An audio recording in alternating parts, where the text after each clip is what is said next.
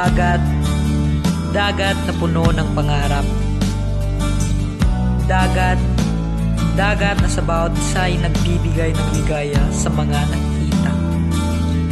Sa simoy ng hangin at sa lagaslas ng alon. Dagat na puno ng pag-asa na aking pasasalamatan. Dagat na marami akong nakikitang pangarap. At sa dagat ko rin sinasabi ang mga problema at lakas at kahinaan na aking tinataglay.